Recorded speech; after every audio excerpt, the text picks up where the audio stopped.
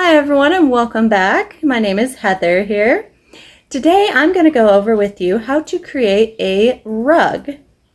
Now, unlike most of my videos that are going over, with a hand punch needle for creating the rugs, these ones I'm actually using a tufting gun.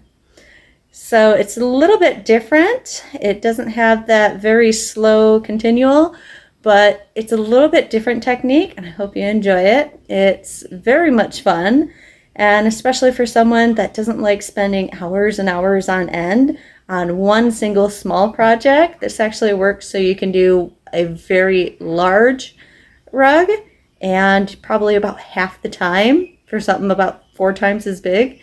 It's a very fun and enjoyable project also, so come on, take a look and wait till the end and see the full finished project. Thank you everyone who stopped to watch this video. Let me know in the comment section what you think about this, and if you don't feel comfortable leaving a comment, leave a little thumbs up. Let me know if you liked it, or a thumbs down even if you did not like it. Anything is a good help, and if you do like it, be sure to hit the subscribe button along with that little bell notification next to it so you get a heads up every time I post a new video. Thank you so much for watching. Let's get making this rug. Hi everyone, welcome to Treasured Hometown. Today I'm going to go over with you using a tufting gun in order to create a rug. You can buy them at various different places. I actually purchased mine off of Amazon. I think it was like $100. I can actually link that in the video description box below. But once you have your gun and all set up, first thing is loading the machine. Step 1, make sure it's turned off. A little switch on the side. Don't want to end up hurting your finger. What you do is there's this small little hole here in the bottom of the gun, and you have your threading tool. You insert that through the hole from the bottom and then right into the eyelet, and then take your yarn. I always work with 2 strands of yarn. Thread that through the end of the tool, pull down, and now your gun is threaded.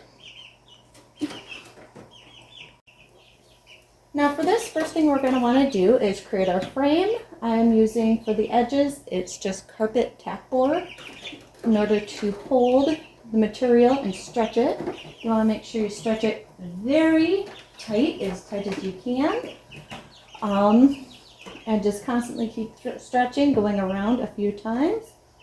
And then transfer your image that you're wanting to make onto the fabric. This is actually just simply monk's cloth. So I have my image right here. So I have the lines are actually where I'm doing black, and I have little markers for which color each section is.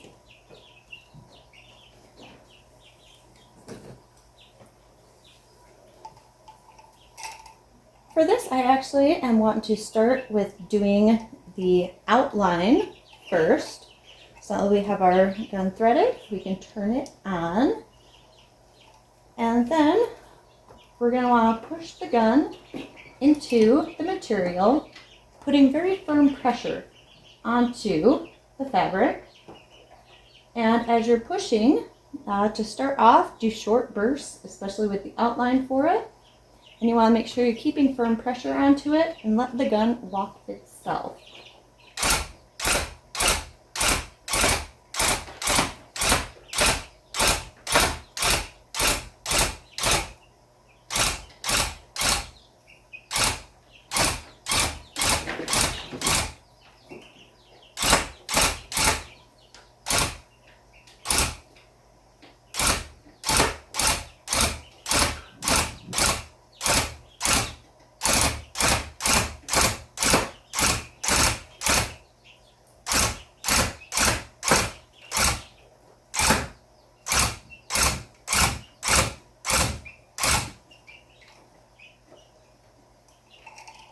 And there we have our very first start to it. And these are your little scraps.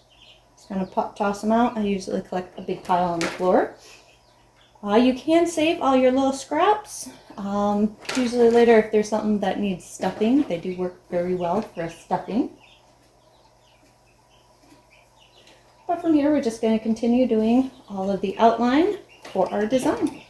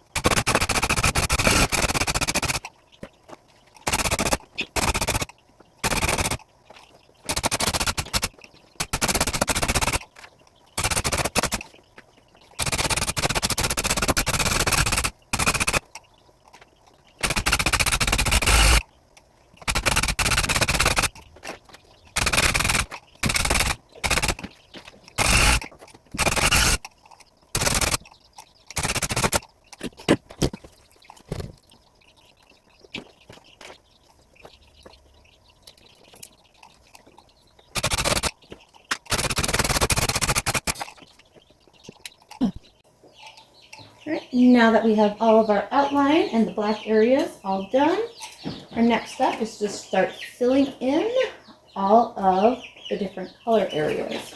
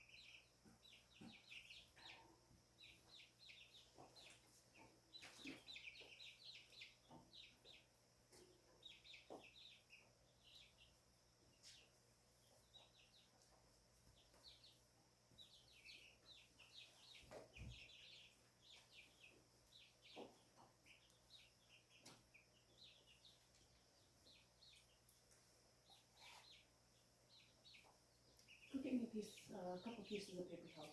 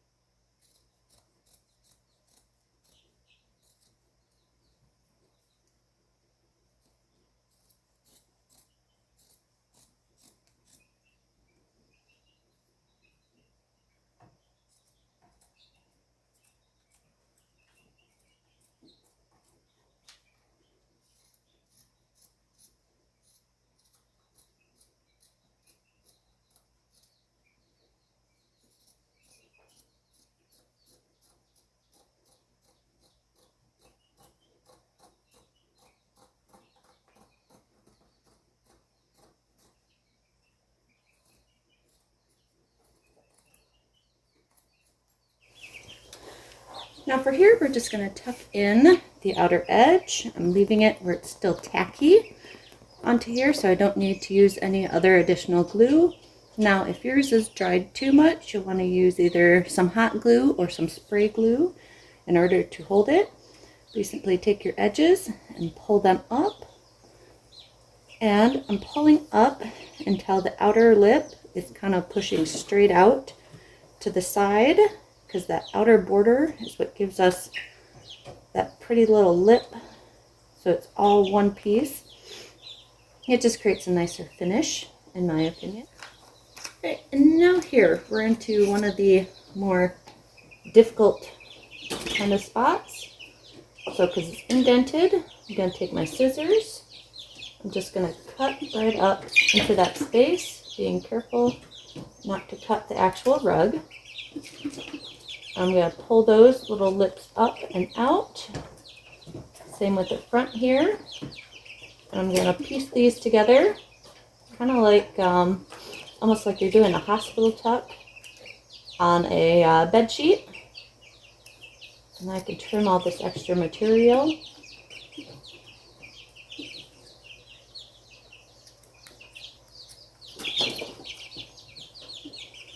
See, holds nice and flat.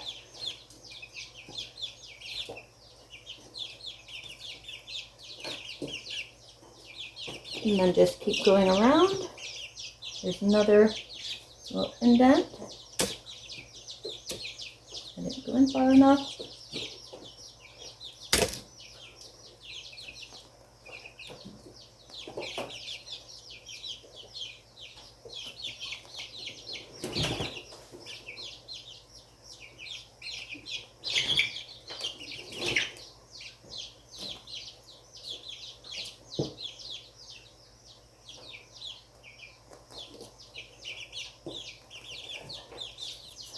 Alright, so now we have that all finished.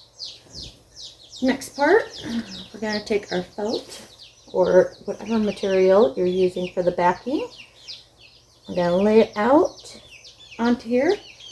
Once again, mine is still tacky from the glue. I didn't let it completely dry. Now, if yours is not tacky or not tacky enough, you're going to want to spray some spray adhesive or another type of adhesive that you choose. And we're going to just start in one area and smooth the fabric across. A lot of people prefer to use like a non-slip rug backing, which if it's a floor piece, I do recommend those. But if it's like a wall, just a decorative piece, not really that important. Alright, so now just to make it easier, because we still got to do the trimming and a little bit of gluing, I just come in right around the edges and trim off the excess material. Now I'm not cutting in too deep, because with this much extra material, I think it makes it more difficult to do the final little adhesions, because right here we'll need some adhesive to get it to really stick.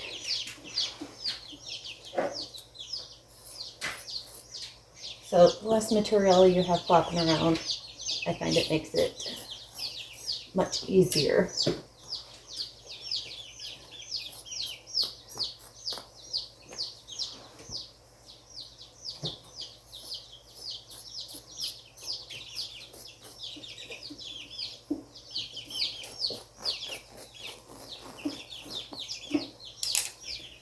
Alright, so now after we've got the backing laid down onto it and we've folded over our seam, now we want to make sure that this fabric sits all the way down onto the edges. So we're just going to use, you can use a spray adhesive if you'd like. I personally like my glue gun. I'm just going to work some glue right onto that little strip. And then just press your material down into the glue to hold it. And we're just going to be walking all the way around the edge in order to glue down that little bit. And then we'll come back and trim off the excess material all around the edges here. So after it's all been glued, we'll just take our scissors and trim off this extra little bit of fabric that's hanging over the edge. Now for the remainder of the backing here, what we're just going to do is take our scissors and cut. I like to keep them kind of on their side just so I don't end up cutting the fibers of the rug as I'm going across, and just trim off the fabric backing from the rest of the rug. See how it leaves a nice little finish onto there. You can also, what I've seen others doing is using twill tape to glue right around onto the edge just so you have an even nicer finish onto it. I'm not going to be doing that with these ones though, but that is an option. So we're just going to follow around the entire back of our rug in order to trim off the excess material, and then our next step will be to start shaving it. From here, this is my absolute favorite part of the entire rug making process. This is the actual carving out of the rug. Now, a lot of people will use scissors in order to trim around the lines, but unfortunately my wrist will not handle that. So I'll just be using the trimmer. Now, first thing we're going to do is basically give it a haircut.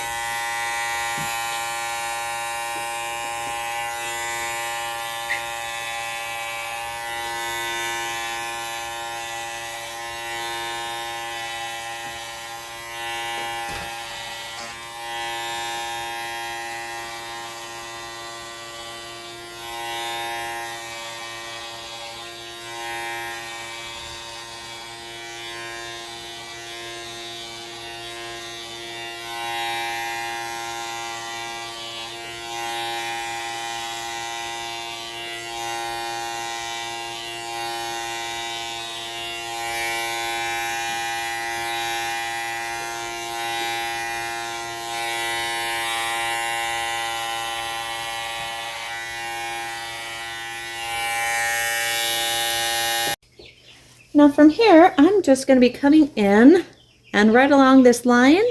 Starting here, we have the black line that we had put in between the brown of the pants and the flesh tone that we used for his butt. What I'm going to be doing is taking the trimmer, I'm just going to hold it at a very slight angle so that it's carving not quite 45, probably like a 30-degree angle, so that it carves. And yes, it'll take a couple of back and forth to really get the cut good. So it creates like an indent into the material of the rug.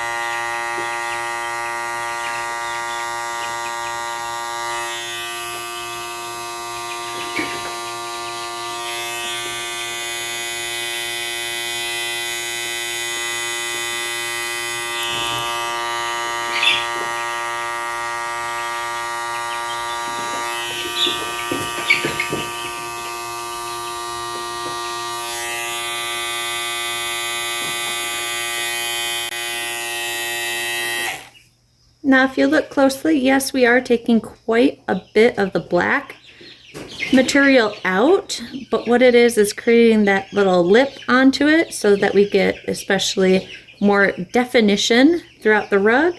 You can still see the black lines that are in there, but it's giving it that high and low throughout the rug just to give it more of a pop whenever you really see it.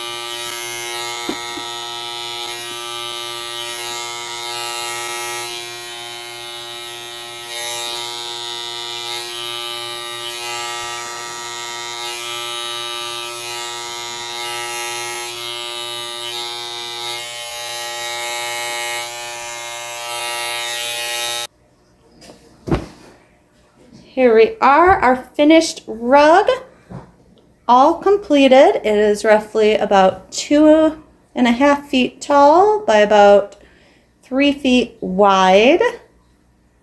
I absolutely love this design and decided I had to make it whenever I could not find anywhere where I can go and purchase it. One thing I absolutely love about them also is because the material is so much thicker than a normal rug that you would buy just at any, Walmart or local stores, wherever you have around you. It's thicker, so it also feels like there's more padding inside the rug too, like it's a padded carpet almost. Thank you so much for watching. I hope you enjoyed this video. If you did, be sure to leave it a little thumbs up, let me know in the comment section what you think about this. And if you have yet to subscribe, go ahead and hit that little subscribe button with that bell notification next to it so you can get a heads up every time I post a new video.